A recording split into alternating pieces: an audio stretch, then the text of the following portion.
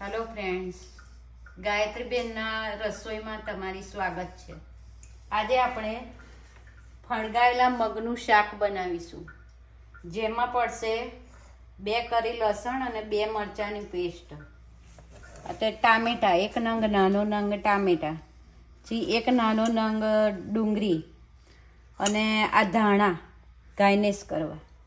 વત્તા એમાં પડશે જીરું, સ્વાદ પ્રમાણે મસાલો, સ્વાદ પ્રમાણે ગરમ મસાલો ને સ્વાદ પ્રમાણે ધાણા જીરું.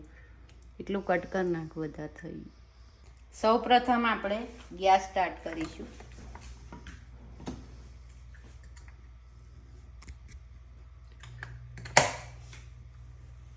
એમાં આપણે 1.5 ચમચી તેલ રેડીશું.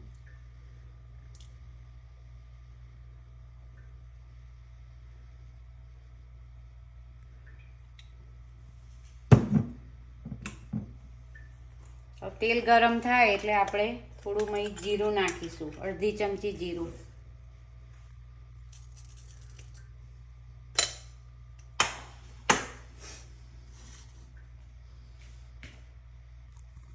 થાય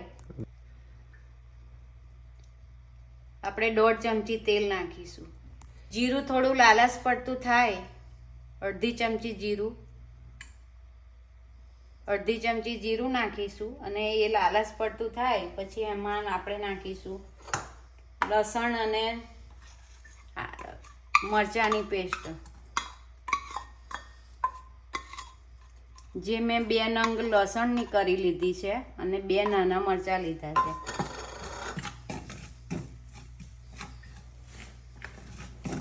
એને આપણે સાંતળીશું.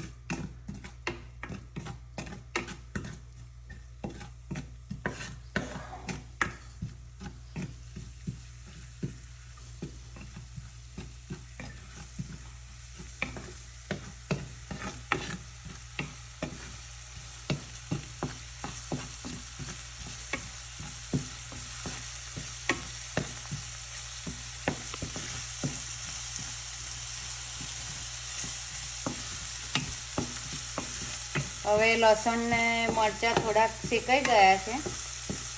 હવે આપણે એમાં ડુંગળી નાખી દઈએ. 1 નંગ નાની ડુંગળી મેં લીધી છે, ઝીણી સમારેલી.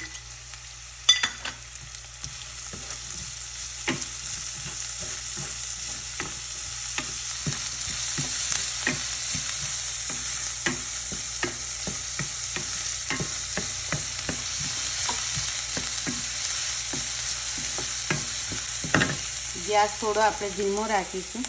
ધીમા તાપે સાંતળીશું ડુંગળીને. હવે એની મેં 1/2 ચમચી હળદર નાખીશું, 1/2 ચમચી ગરમ મસાલો, 1/2 ચમચી ધાણા જીરું.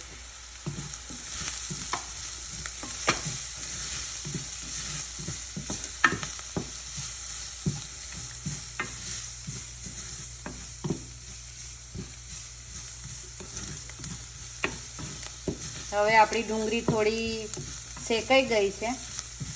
હવે આપણે એમાં 1 નાનું નંગ ટામેટું નાખીશું.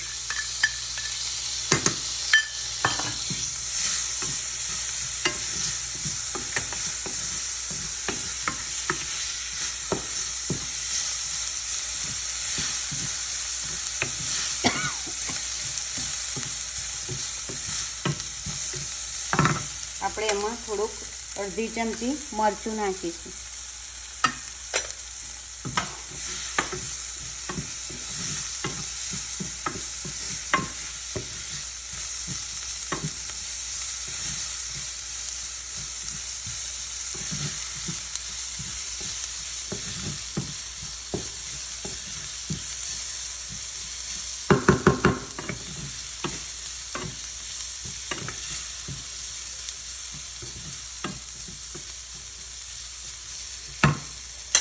હવે આપણે થોડાક ધાણા નાખીશું, લીલા.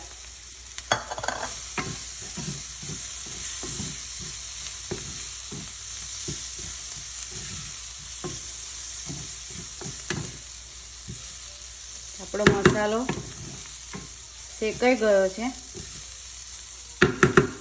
હવે આપણે જે આ ફણગાવેલા મગ લીધા છે એ એની મય નાખી દઈશું.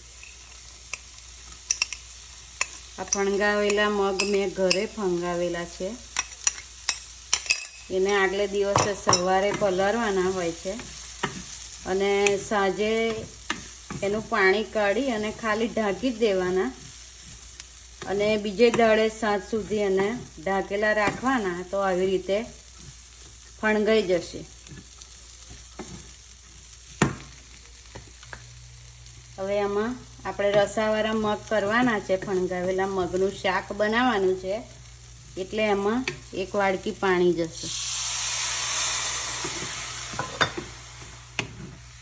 આપણને જેટલો રસો રાખવો હોય એ પ્રમાણે પાણી ઉમેરવાનું. મેં હજી અડધી વાડકી હજી પાણી નાખીશ એટલે થોડો રસાવાળું શાક થાય.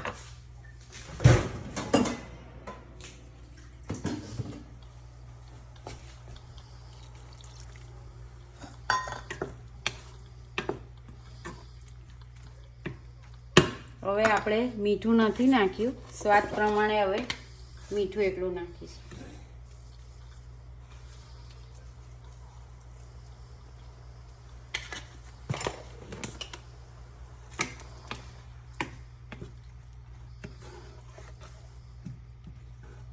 હવે આ મગને આપણે શાકને 10 મિનિટ માટે ઢાંકીને રાખીશું.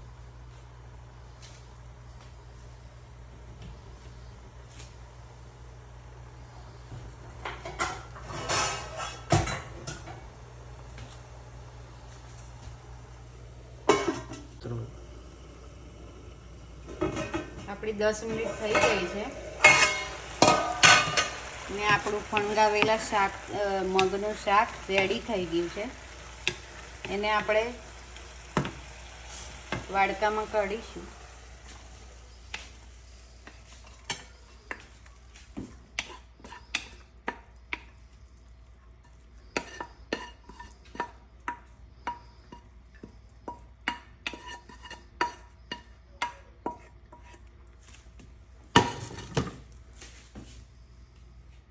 એની ઉપર આપણે ધાણાથી ગાર્નિશ કરીશું.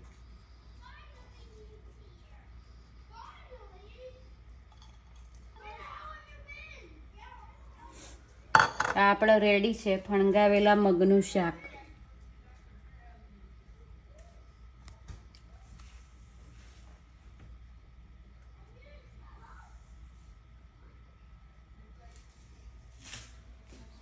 અગર તમને મારો વિડીયો પસંદ આવ્યો હોય તો મને ફોલો કરો, શેર કરો અને સબસ્ક્રાઈબર કરો